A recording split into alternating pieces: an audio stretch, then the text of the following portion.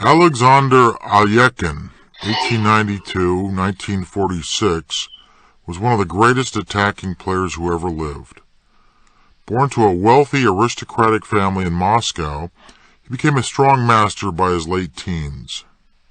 In 1914, young Alekhine captured first place in a strong international tournament in Moscow, and then played in the famous St Petersburg 1914 Grandmasters of Chess tournament, and finished third behind world champion Emmanuel Lasker of Germany and Cuban genius Jose Raoul Capablanca. Alekhine was interned briefly by the Germans while playing in a tournament in Mannheim, Germany, just as World War I started. He managed to return to Russia and served in the ambulance corps on the Russian-Austrian front. Wounded, he developed his skills as a simultaneous blindfold chess expert while recovering in the hospital. He later accomplished the incredible feat of playing 32 opponents blindfolded, winning 19, losing 4, and drawing 9. In 1927, Alekhine, now a French citizen, defeated Jose Capablanca in an epic match played in Buenos Aires, Argentina. He held his title until defeated by the Dutch math professor Max Euwe in 1935. He won back his crown in 1937 and held the title of world champion until his death in 1946.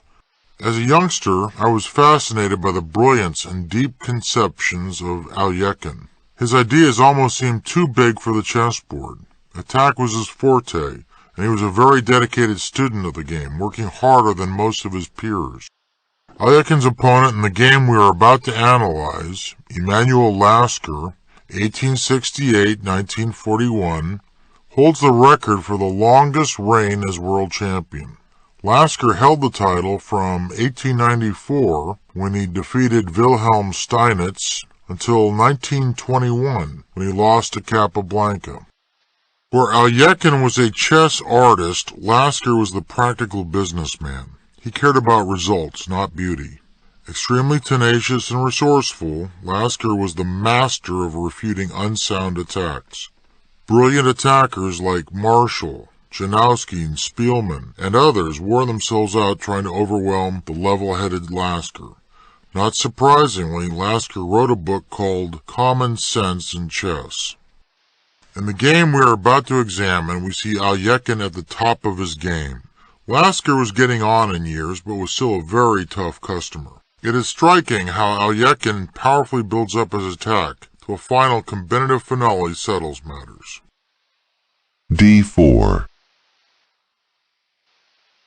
D5 C4 E6 Knight C3 Knight F6 Knight F3 Bishop E7 Bishop G5 Knight B D7 E3 Castle kingside Rook C1 C6 Lasker has selected the Queen's Gambit declined against Alekhine's 1d4 opening. The QGD is a very solid classical defense that aims at achieving a stable, weakness-free position out of the opening. The QGD is a little stodgy, but very tough to beat. Usually, white comes away from the opening with greater control of territory, but not much else.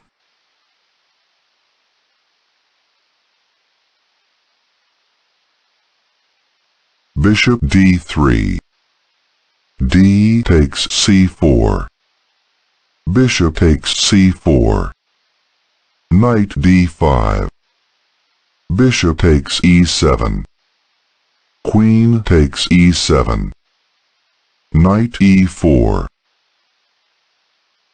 Here, Alekhine avoids the trade of pieces, which is a standard theme when you have a greater control of space. Knight 5 F6 Lasker continues to offer a trade of pieces, but Alekhine again refuses, and settles his knight on a good square within proximity to black's king. Knight G3 E5 Lasker plays the standard freeing break, and the center is aired out. The center will remain the main battlefield, but by piece control, not pawns.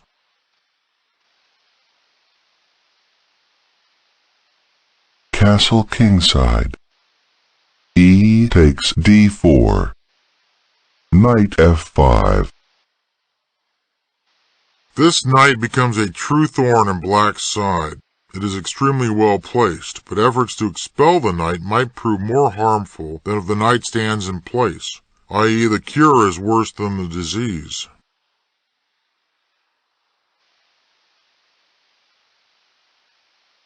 Queen d8.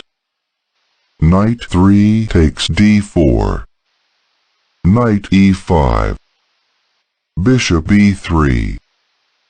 Bishop takes f5. Knight takes f5. Queen b6.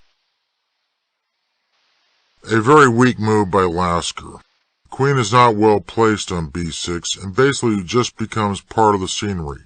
In other words, a potted plant. Her absence from the center and kingside will be quickly and painfully felt.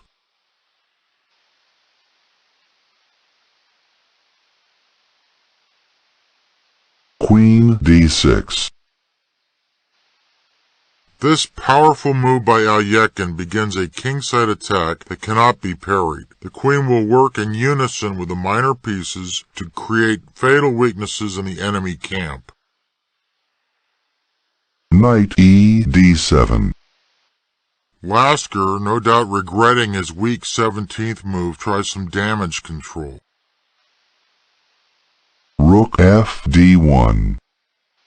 Rook a d8. Queen g3. g6. The first breach in black's king position is achieved. Alekhine steps up the pressure by bringing fresh forces to bear on the kingside.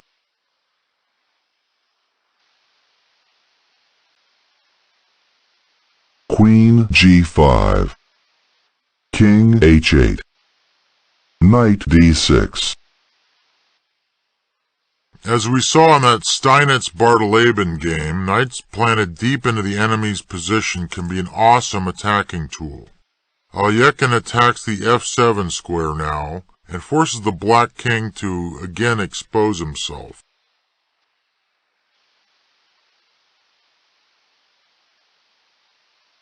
King g7. e4. A multi-purpose move by Alekhine. The pawn stands ready to support the knight on d6 with e4, e5, and also gets out of the way for a rook lift along the third rank.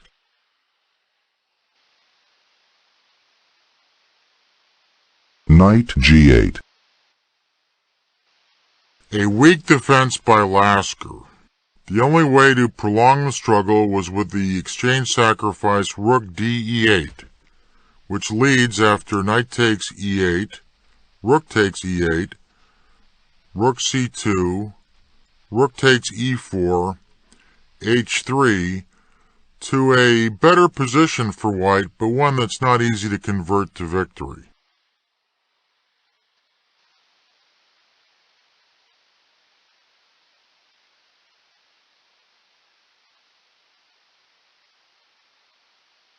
Rook d3. Alekhine makes full use of all of his assets. The introduction of the rook to join the hunting party is decisive. f6. Knight df6 was the only hope, but white's attack is decisive after rook e1.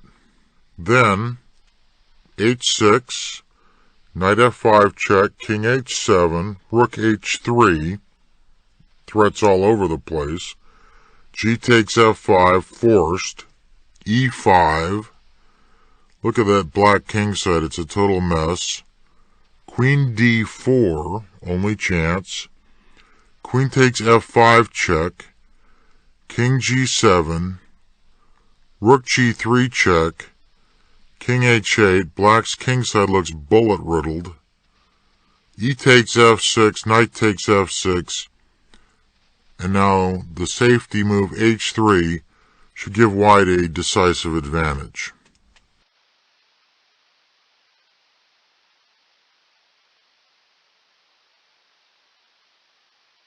Knight f5 check. King h8. Queen takes g6. This beautiful sacrifice is the culmination of Alekhine's well-executed attack. White threatens queen g7 mate, and of course capture of the queen leads to rook h3 check, knight h6, rook takes h6 mate. So of course Emmanuel Lasker resigned.